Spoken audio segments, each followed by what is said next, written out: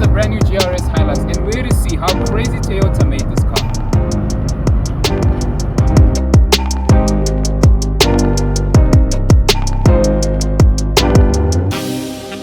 Okay guys, today on this lovely day, we are with the new Series 3 Hilux GR-S, and I'm here to tell you a bit about the design of the car. And just starting off looking front on this car just looks mean. Toyota has done an amazing job at making this look like a real Dakar machine. Like you can go and tackle the biggest mountains in the world and the biggest sand dunes in the world. Now starting off at the front, just like the Prado we recently did, check that video out because it's booming at the moment. You have the large Toyota badge here. You don't have the Toyota symbol, but you do have sensors and a nice front camera over here. Then heading to the side, you can see how raised off this front nose is.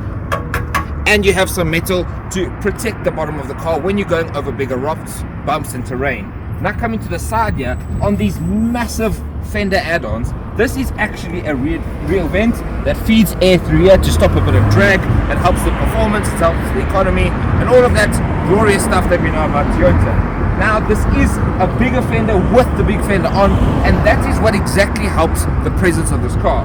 Now it does come with these beefy tires. I mean, just look at them. If you don't think these tires can go everywhere in the world, then I don't know what you think about them. And as you can see, this runs along further here. You've got your nice GR-Sport badge, blacked out Hilux badge here, which is a very common thing. As you can see, there's quite a lot of blacked out parts on this car.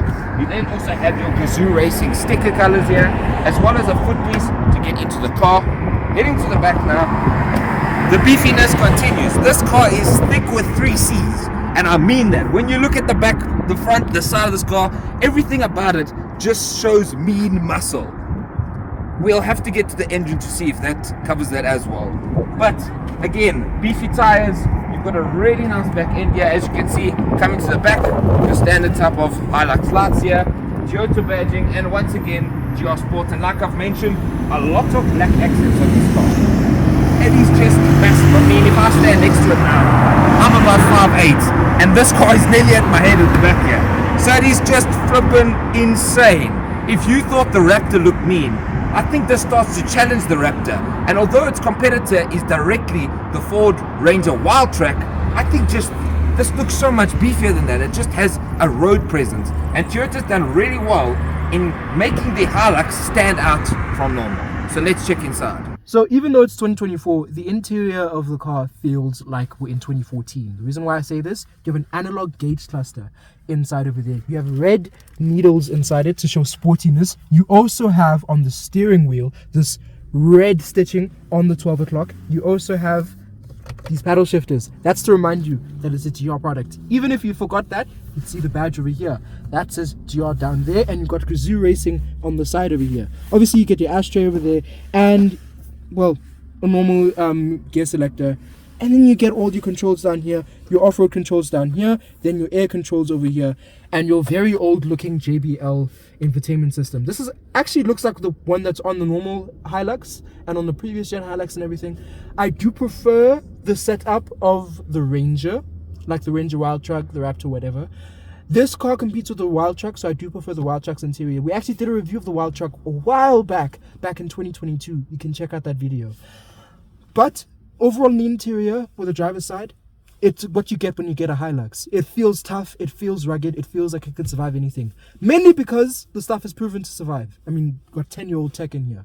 I'm going to show you how everything works later. I'm going to give you Gene first. Now that I am on the passenger side of the new GR-S Hilux, I really do wish they did call it the GR Dakar, because it is based off of that car. Now sitting in here, you have some very nice plush seats. It actually has Alcantara, if you see right here, to make it feel like it's a bit more sporty, because you are paying a premium over a standard Hilux. You also get the GR badging over here, which just makes it also, as I said before, a bit more interesting, a bit more exciting to have. Now, other than that, it really is a standard Toyota interior in here, especially a Hilux. I will say it does feel a lot more wider and a lot more spacious than what the Prado felt like. If you want to watch that video, make sure you click the link up there. But other than that, it really is a Toyota at the end of the day. Much of the materials are just cheap and used plastics that you'll find in most of their budget cars. And one gripe I have with this interior is that the fact that you pay this much for a car, but you have to manually move your seat forward and backwards for the passenger side, as well as adjusting the lumbar support manually. I don't get why Toyota just didn't put automatic seats, because it just makes it a bit more interesting to have. You only get that on the driver's side. On the passenger side, as well as the rear seats, it's all fully manual. But I just wish that Toyota actually thought of something more interesting, because in a Ranger you actually do get full automatic seats in both the driver and the passenger side as well. But now let me actually hand it over to Matteo to tell you what it's like in the rear seat. Okay, now guys, being in the back of the new GRS, it actually is quite lovely in the back here, I must say. If you check in front, this was Letu's driving position, and then as you can see, there's quite a lot of leg room. There's a decent amount of headroom. You might struggle a bit if you're over the 6 foot, which has become a general norm in cars we review these days. And if you are 6 foot plus, you probably are going to struggle in quite a lot of cars at the back, but the headroom isn't too bad. Toyota's made a bit of a rounding out to the back end here to make sure that there is a bit more space for your headroom.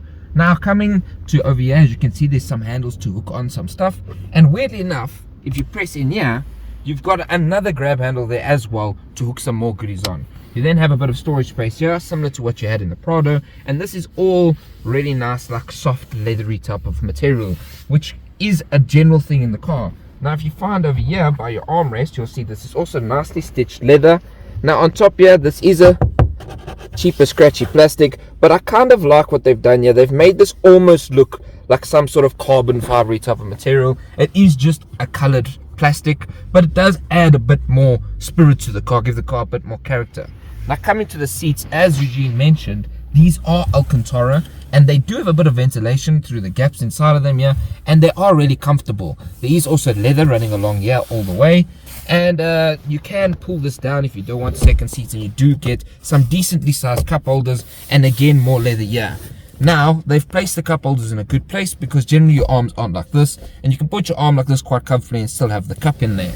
Moving along to the seat belts, as you can see on both sides, they are red, which is a very big thing in this car. If you see on the interior of the car, it's really dark because of all the black accents everywhere, but the touch of red is really nice, and the black and red, as mentioned outside the car, is the colors for Gazoo Racing, which is the whole thing about this car. GR, Dakar, Gazoo Racing, everything that makes Toyota in the sporty racing platform type of side is inside this car, whether it's in terms of looks on the inside, looks on the outside, and all these little intricate details.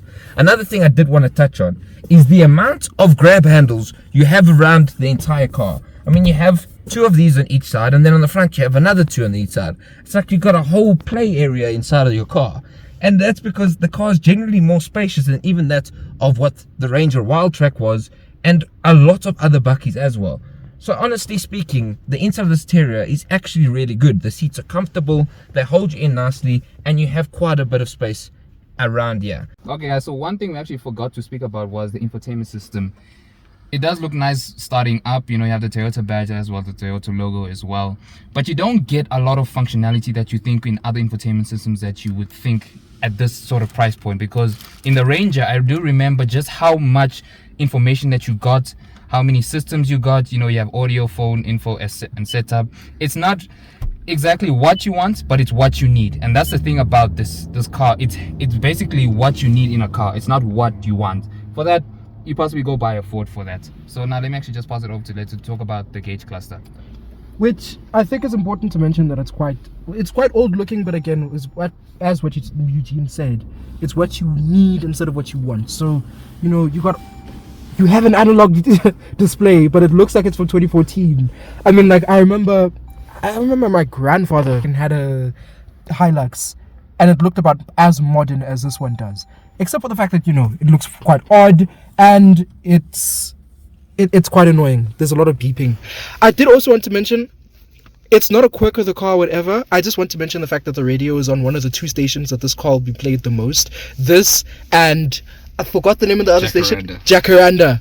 Ukozi and Jacaranda are going to be played the most in this car, because, let's be very honest, who are the people that buy this car? Taxi owners and farmers.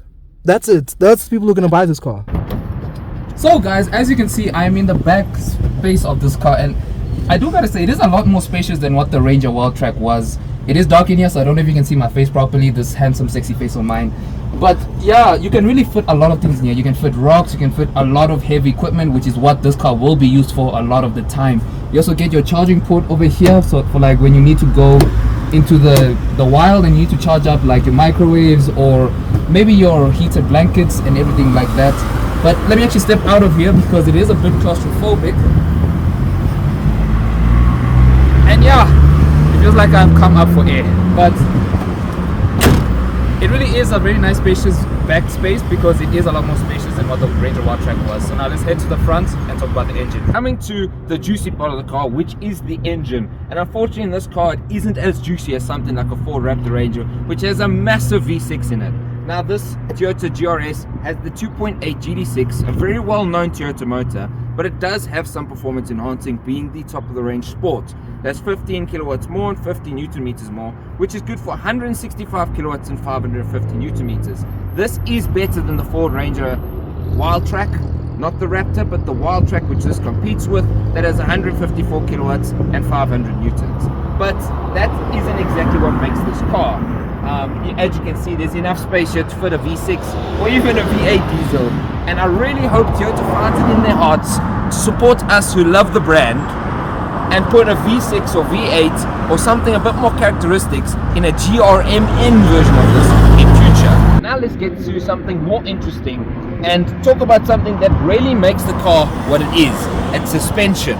Now this suspension has had an upgrade just like every other part of the car. As you can see, you've got an all-terrain tire, and they've also allowed you to go all over the place by giving you all-terrain suspension in a sense. The suspension is really comparable to the Ford Raptor Ranger, not as good as that, but near enough as good that it probably won't make a difference when you're out in the dunes and you're in the Dakar. Now, speaking about what's been changed a bit, the car is 30 millimeters wider, 20 millimeters higher, and as well has 165 and 140 millimeter track difference front and rear to your standard Hilux, which is a big difference, and you can really feel it when you're on the road or when you're going off-road where this car belongs.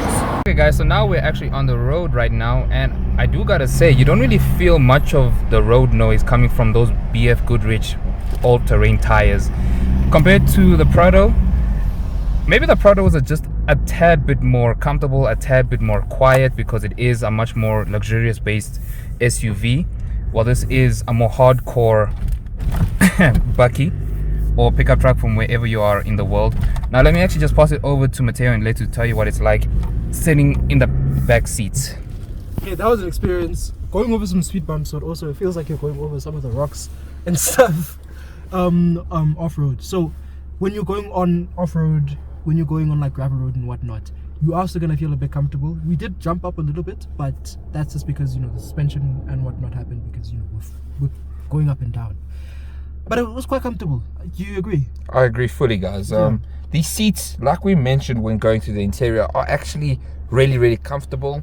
And as you can see, there is a lot of space. Now Eugene is quite far back and he can move forward, and that would mean that there'd be even more space here for your legs. And as you have seen, there's a lot of headroom as well, and it is quite spacious. I mean, you can move your legs quite widely out and not really bother anyone else. And the torque that you feel, you really do feel that torque. Almost 550 newtons of torque. Yeah, you do really feel that. Other thing is, surprisingly, it's got a nice exhaust sound. Yeah, for a diesel, I didn't expect it to actually sound as good as this, you know, because most diesels sound like tractors and construction vehicles. But I guess Toyota really made this sound like a really racy, almost type of exhaust. I wouldn't say something like a Krapovich or even like a Gentani, but for a diesel, it does sound quite good. The last thing I will mention is that the Kazoo racing bit does come in when we are taking corners. The car doesn't have the feeling that you would get from most other performance bakkies. I don't know what I can say about the Ranger Raptor, but from other performance bakkies, they tend to feel like they're going to fall over their weight because of, you know, the fact that the suspension isn't very good, the handling isn't very good. But this car feels very grounded, surprisingly enough, even though it's a lot higher. Yeah, I really do feel like I can take this in the dunes and the desert as well. And knowing it's a Toyota, it's gonna start the next morning. What is our verdict on the new Toyota Hilux GR-S? Well, overall, I think it is a really phenomenal car and a great showing from Toyota. from that new really advanced suspension that they've got that totally takes out any bumps of the road. I mean, that really makes you feel like you can go to the top of every mountain wherever you want. It is just insane. And apart from the suspension, the new looks, the blacked out all around the car, the new wheels, the new wider fenders, all of that brought together with our driving experience and how comfortable the car is, really makes the car a wonderful car for the money, especially when you're comparing it to a Wildtrack. You will have some road noise up at higher speeds, but considering these all-terrain tires and how big the car is, with how wide the tires are and all those factors joined together, the road noise and comfortability on the road is actually really good. Knowing that this car will be also really economical and last the test of time, I think it is a phenomenal car to have. Now that we've come to the end of this wonderful review, what do we think about the new GR-S Hilux Sport? It is a phenomenal car. The suspension is unbelievable. The shock absorbers are just brutal and just feel like you can go through any mountain, any jungle, anywhere that you want. If you like this video, make sure you like, comment and subscribe. And if you do, we might just drive one of these cars or even buy one of these cars. As well as thank you again to Woodmead Auto here in Boxburg. You can check them out with the links down below. And as always, we'll see you next time. Bye-bye.